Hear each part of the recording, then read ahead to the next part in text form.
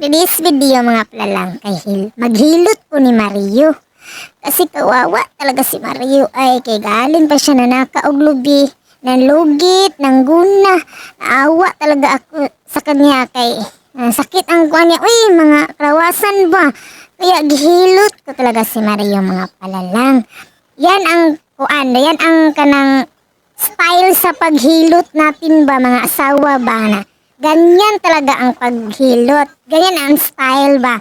Doon ka manukad sa uluhan niya. Tapos iganyan mo yung kuan mo, yung kamot mo ba. Ibukad-bukad ang kamot. Then ang yung mga paani mo, ibukad din. Sana hindi magtingin si Mario sa kuan ko. Uy, mahiya talaga ako ay. Sabi ko ni Mario mga palalang na yung likod lang ang hilutin ko kasi yung likod lang ang sakit niya ay naawa na talaga ako sa bana ko ay mga palalang. Ganyan talaga ang pag-massage mga palalang, pati yung lubot niya, i-massage at saka mga paa niya ba.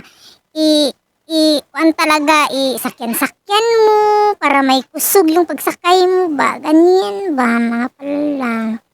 Tapos, yung kamay niya, i-massage talaga yung buong katawan niya. Kada uli talaga ni Mario mga palalang. Magpahilot talaga siya sa akin. Kay, yung kamay ko mga palalang, daan kasi hindi bugat. Kasi pinanganak kasi ako nga suhi ba. Kaya marunong talaga ako maghilot mga palalang. Kung sinong magpahilot dyan, kanahiluton ko talaga. Buong katawan ba.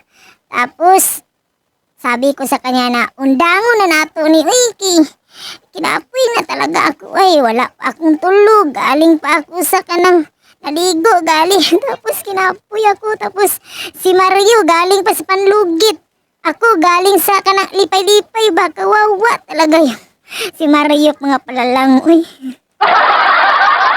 Tapos yung kuana naman yung gibira-bira nako, yung mga buhok niya dapat talaga nabirahin talaga yung mga buhok mga palalang para yung dugo sa ulo mo kuyanap talaga sa buong katawan ba. Mudagayday ang mga kung sa pangalan ni kanang mga ugat, ganyan ba mabungkag yung mga ugat. And that's all mga palalang. Bye.